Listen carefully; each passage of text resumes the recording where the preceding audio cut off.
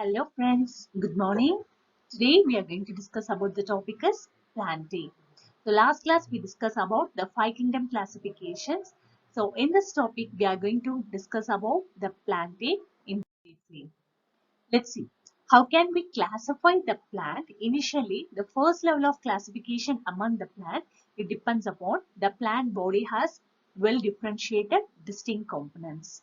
The next level of classification is based on whether the differentiated plant body has special tissues for the transport of water and the other substance within it. Transport of water, which means transport of water with the help of xylem cells, and transport of food with the help of phloem cells, whether the plant has xylem and phloem cells or not. So depending upon the presence of xylem and phloem, the plant has been classified in the second level. So look at the flow chart. Initially, the plant has been classified into two types. One is it doesn't have differentiated plant body. So all the Thallophyta plant is coming under this category, and plants that has differentiated plant body. Again, the plant which has differentiated plant body is again classified into two types. One is without specialized vascular tissue. Second one is with vascular tissue. So Bryophyta is coming under without specialized vascular tissue. Coming to the with vascular tissue, again it has been classified into two types. One is which doesn't produce seeds. Second one is it can able to produce the seeds. So coming to the doesn't produce seeds category, Pteridophyta is coming under this category. Coming to the produced seeds category, Phanerogam is coming under this category. Again, the Phanerogam has been classified into two types. One is naked seeds, another one is it bears seeds inside the fruits. So all the Gymnosperm family is coming under naked seed family. All the Angiosperm family is coming under seeds which is present inside the fruit family. Again, the Angiosperm has been classified into two types, whether it has two cotyledon or dicotyledon, or else it has monocotyledon or one cotyledon. First, we will see about Thallophyta. Thallophyta, which means those plant doesn't have well differentiated body design. So commonly, algae is coming under Thallophyta. So these plants always present in the aquatic life forms. Examples of Thallophyta is Spirogyra, Eulothrix, Cladophora, and Chara. So these are the pictorial representation. The first picture is about Spirogyra. It is an algae family. Second one is Cladophora. Center picture it denotes Volvox. It is also an algae family.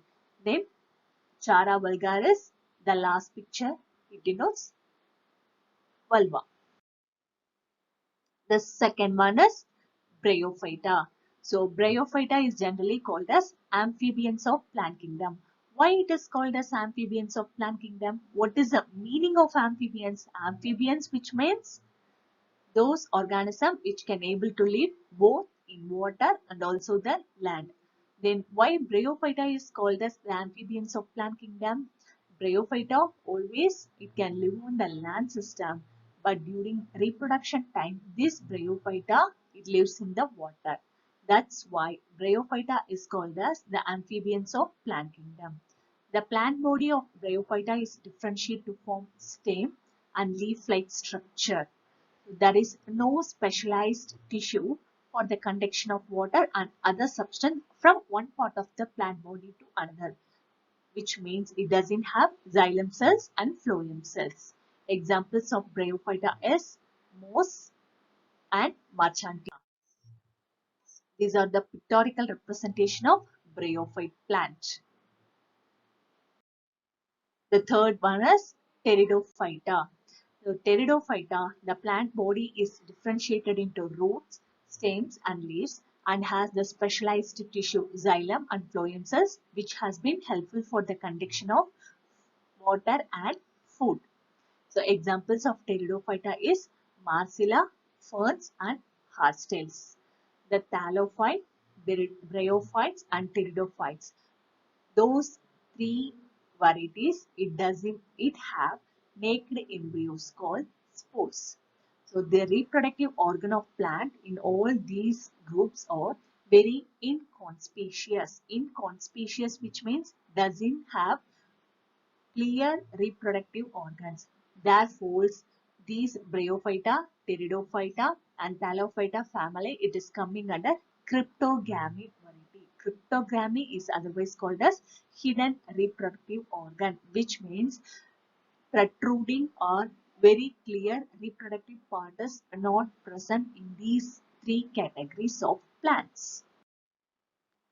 So these are some of the examples of pteridophyte plants. The fourth plant system is gymnosperm. So gymnosperm and angiosperm both are belongs to phanerogams. What is phanerogams? The plant with well differentiated reproductive tissues which is helpful for making the seed, that is called phanerogams. So they consist of embryo along with stored food which serves for the initial growth of the embryo during germination. So inside the embryo, the food has been stored by the plant. So that food will be used by the embryo for the germination mechanism.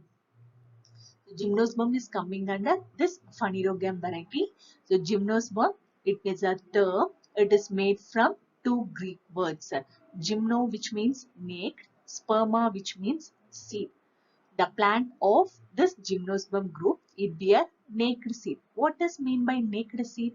Naked seed, which means we cannot able to see the seed through the direct eyesight. That is called naked seed. So these gymnosperm plants are called perennial plant. Perennial, which means complete the whole year the plant can able to grow. It doesn't have proper month for the growth. So always the plant can able to, in all the season, the gymnosperm variety of plant can able to grow. That is called perennial plant, evergreen plant, and it is a woody variety of plant. Examples, pines and deodar. So these are some of the example of plant of gymnosperm varieties. The last one is angiosperm. Angio, which means covered, sperma, which means seed. So the seed developed inside the organ which is modified to become a fruit. Initially the seed will be formed. Later the food has been stored inside the embryo and the seed will be modified to form a fruit. So this angiosperm, it is otherwise called as flowering plant. The plant embryo in seeds have structure called cotyledon. The angiosperm is generally classified into two major groups because of the presence of number of cotyledons in the seed. So plants with seed which has single cotyledon, it is called monocotyledon. The plant with seed which has two cotyledon, it is called dicotyledon. So these are the differentiation of monocot and dicot. How can we differentiate easily, which means those seed which can able to divide into two parts, that is coming under dicotyledon. For example, chickpea. You can take a chickpea. Chickpea you can able to, after soaking in water after 2 to 3 hours, you can able to divide the chickpea into two pieces. So this is coming under dicotyledon. So examples of monocotyledon is, what can we say? Rice, we can say. We cannot able to divide the rice into two parts. That's why the seed which can able to divide into two, that is coming under dicotyledon. The seed which cannot able to divide into two, that is coming under monocotyledon. The corn seed, we cannot able to divide the corn seed into two pieces. So corn seed is coming under monocotyledon.